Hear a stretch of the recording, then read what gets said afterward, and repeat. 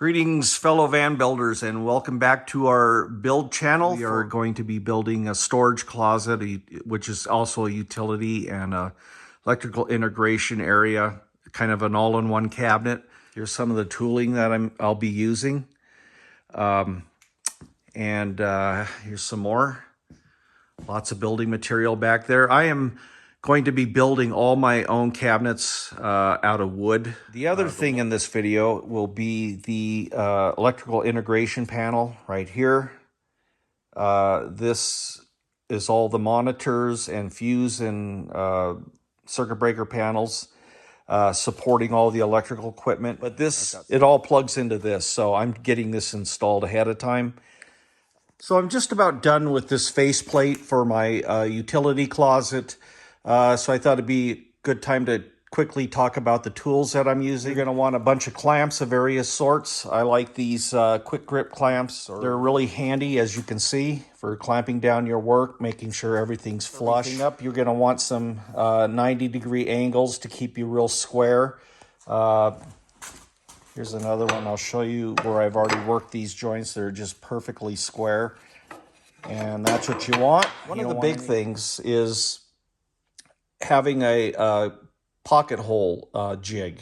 So I like Craig brand. There's a couple on the market, but this one has a little more features that make drilling out these pocket holes a lot quicker. Here's the specialized drill bit that comes with the kit. That's kind of a quick look at some of the basic tools you'll be needing if you're going to go down the route of building your own cabinets. Drilling out the pocket holes on that box I'm making.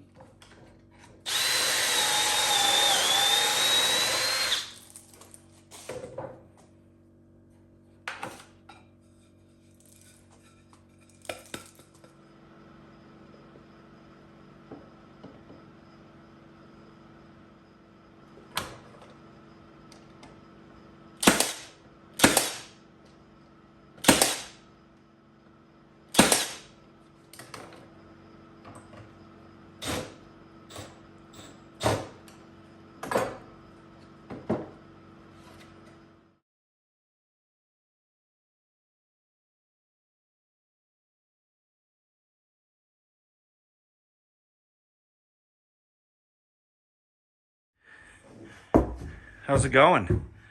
Did you get the black part done? The top part, remember I asked you to stain that? Come and see. Oh yeah, you got it done. Wow, you forgot it. Is this done? Yes. It feels done. So you had a kind of a stopping point. Can you come out here and talk about this faceplate? So you're basically done with this, right? Yes. So you got the color on and the top coat both? Yes. This feels really smooth, so that's what the top coat does. So you mix the colors and with a hardener or something, right? So 1 part accelerator, 3 part color. So 3 parts of the color and then 1 part of that. That's the same for all of these, right? Yes. So it doesn't matter if it's the top coat. Where's the other one? Let me grab the other one real quick. So this here is the main stuff, right? Yes. So Monocoat. So Monocoat and this stuff is basically the same. This says Monocoat Oil Plus 2C. So these are the same. This one just has color in it, correct? Correct. All right, so they're all mixed at 3-to-1. So let's talk about the steps real quick. So what's the first thing that you're gonna do? Take the applicator and you wipe it on the Monocoat.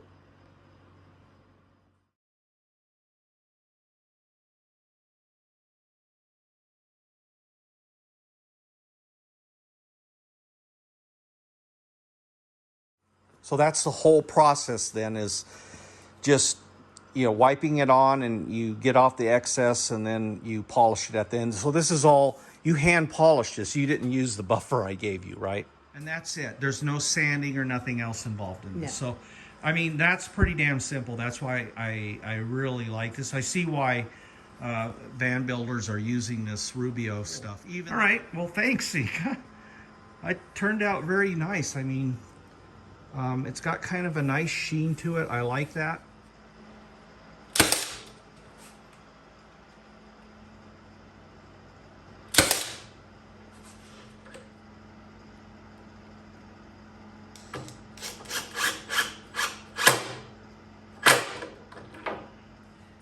There it is, all mounted up. So what I did, so I got these pocket screws here, and I did some brads.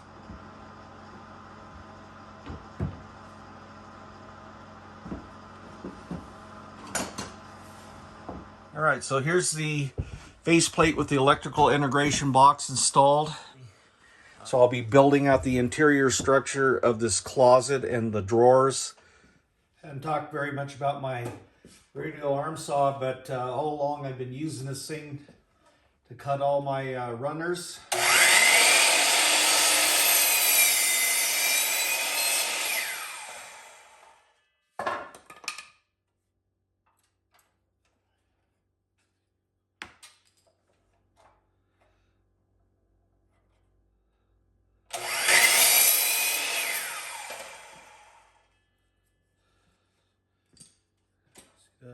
Complex angles on there. You can get pretty close with one of these. This is the state of the closet. I got a lot of the support structure in. So next I will be installing the panel on the top there.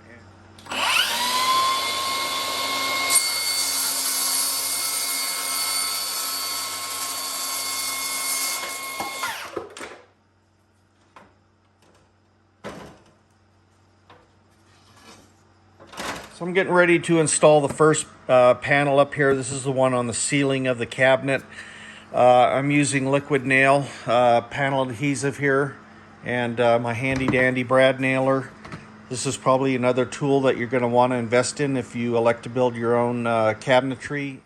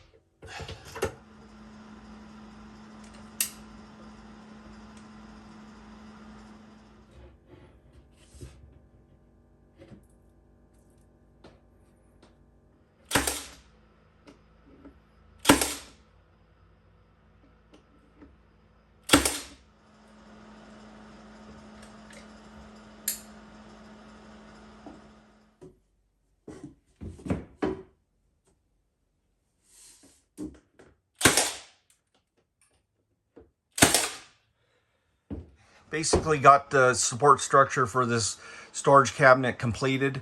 Just have to put the two end panels on, but before I did, I thought I'd show the construction technique with the pocket screws and the wood glue. This took a long time, by the way. 3 weeks working on it off and on during the holiday, but you can see all these little parts had to be cut, trimmed, fitted, and that's just the nature of the construction. It took a long time. Here's the interior panels all done. And here are the two end panels. My wife has finished staining them with Rubio Monocoat, and you can see how they turned out, just beautiful. See, it really brings out the grain of the wood.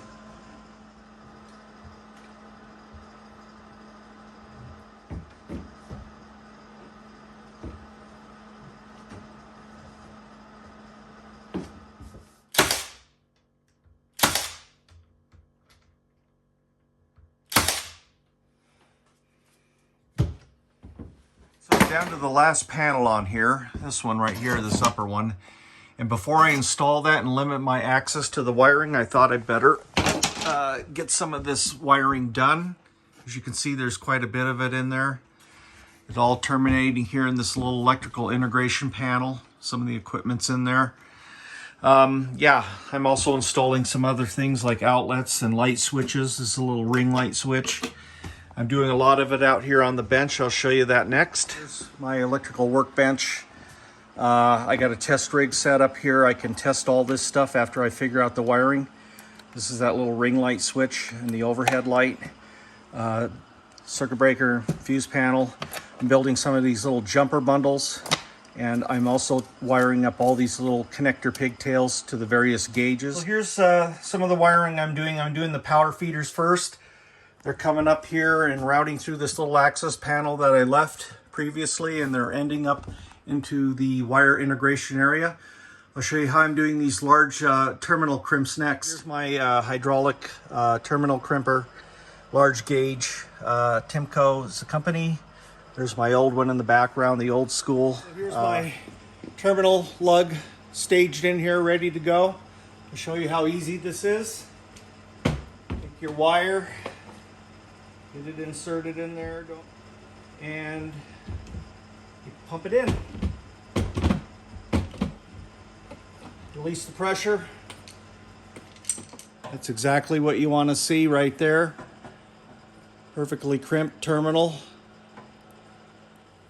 All right, we're gonna strip this wire with these Knipex wire strippers. That's all there is to it. Then after you got it stripped, put your heat shrink on, don't forget that. Select the proper size terminal lug. This is an 18 gauge, so I'm using the red. Get that on there. And you take these wire fly crimpers, and then you crimp. That is on there super secure. It is not coming off. And then now we're going to heat shrink it.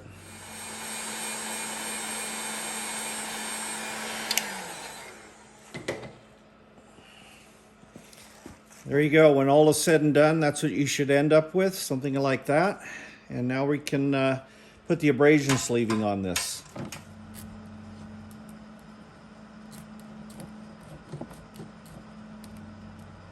All right, the sleeving's on here. Now we're going to secure it with some of this wire lacing. Cut off some strips and tie her on.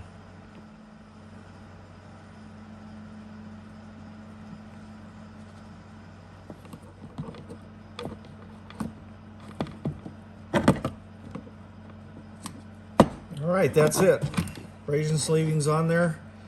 All the connectors properly heat shrinked on there, crimped.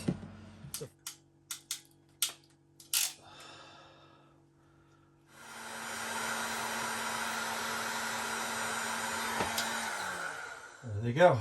Pretty good. All right. Get these hooked up, and I'm going to be done with this wiring.